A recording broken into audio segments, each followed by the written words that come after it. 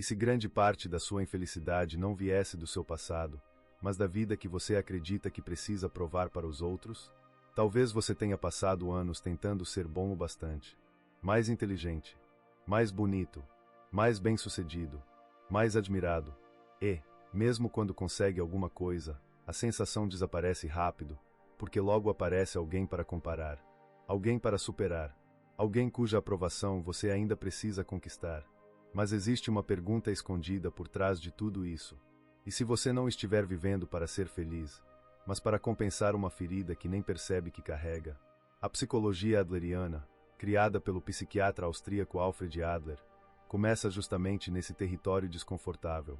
Ela olha para o ser humano não como uma vítima passiva do passado, mas como alguém que constrói, consciente ou inconscientemente, um modo de viver a partir das próprias experiências. E aqui está a primeira revelação. Você pode não estar preso ao que aconteceu com você. Pode estar preso ao significado que decidiu dar ao que aconteceu.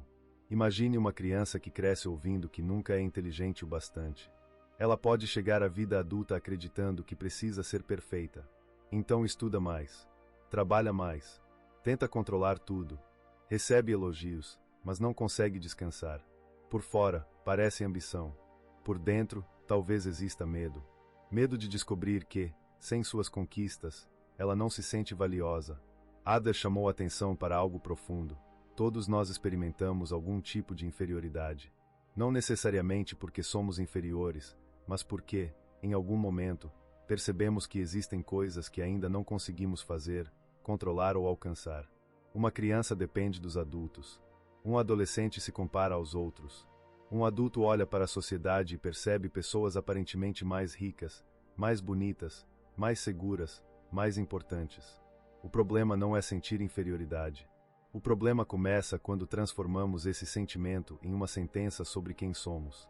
É aí que algumas pessoas tentam compensar. Elas precisam ser as melhores. Outras fazem o contrário. Desistem antes de tentar, porque assim nunca precisam enfrentar a possibilidade de fracassar. E existe ainda um terceiro caminho, viver buscando aprovação. Talvez você conheça esse caminho. Você aceita convites que não quer aceitar. Diz sim quando gostaria de dizer não. Esconde opiniões para evitar conflitos. Muda sua personalidade dependendo de quem está na sala. E, pouco a pouco, acontece algo assustador. Você se torna excelente em ser aceito, e péssimo em saber quem realmente é. Para Adler, o comportamento humano não pode ser entendido apenas olhando para trás.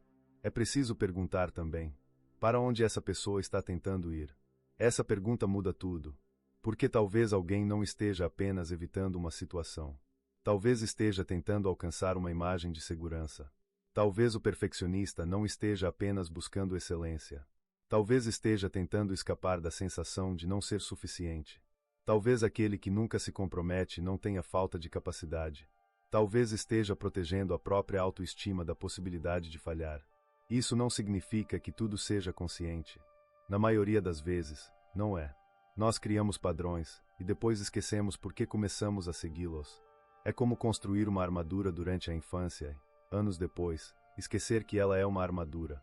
Você passa a acreditar que aquele peso faz parte do seu corpo. Mas existe um problema ainda mais profundo. Se você acredita que sua vida é determinada por suas feridas, pode acabar usando o passado como uma prisão. Adler não negava a importância das experiências difíceis, mas sua visão colocava uma possibilidade poderosa diante do indivíduo. Você não é apenas aquilo que aconteceu com você. Existe uma diferença entre ter uma história e ser condenado por ela. Você abre uma rede social e encontra centenas de pessoas aparentemente vivendo melhor que você. Uma carreira melhor, um corpo melhor, um relacionamento melhor, uma vida mais interessante. Você olha para tudo isso e sente que está ficando para trás. Mas atrás de quem? Essa é a pergunta que quase ninguém faz. Adler acreditava que muitos dos nossos sofrimentos surgem de uma preocupação excessiva com nossa posição diante dos outros. Vivemos como se existisse uma competição invisível acontecendo o tempo inteiro.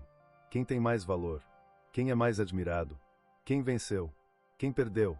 E, quando você aceita esse jogo, sua vida começa a ser governada por uma lógica perigosa.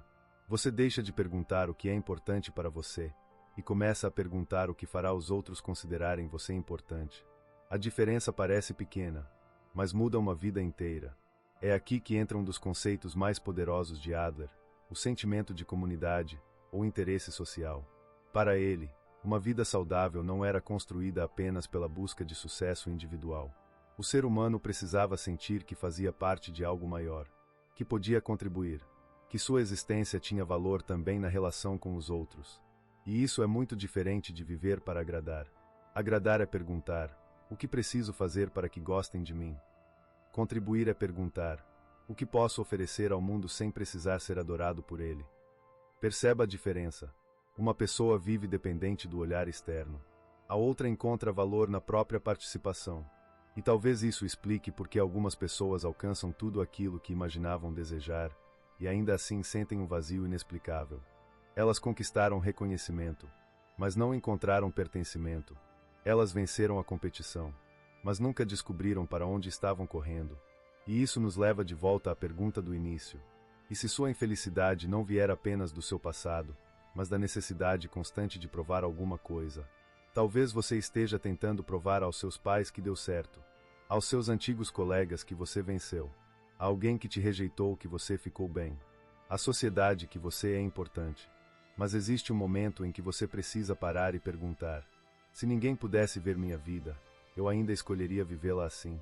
Essa pergunta é brutal, porque ela separa desejo de aparência, propósito de aprovação, escolha de condicionamento. A psicologia adleriana nos convida a olhar para essa divisão. Você pode continuar vivendo para compensar aquilo que acredita faltar em você, ou pode começar a construir uma vida baseada em contribuição, pertencimento e coragem. Não uma vida perfeita, uma vida que seja sua. Talvez você nunca consiga eliminar completamente o sentimento de inferioridade. Talvez a comparação volte. Talvez o medo de rejeição apareça novamente. Mas você pode aprender a não obedecer automaticamente a esses sentimentos. Pode perceber quando está tentando provar seu valor. Pode reconhecer quando está dizendo sim apenas para ser aceito. E, pouco a pouco, algo muda. Você deixa de perguntar: como faço para ser mais importante que os outros?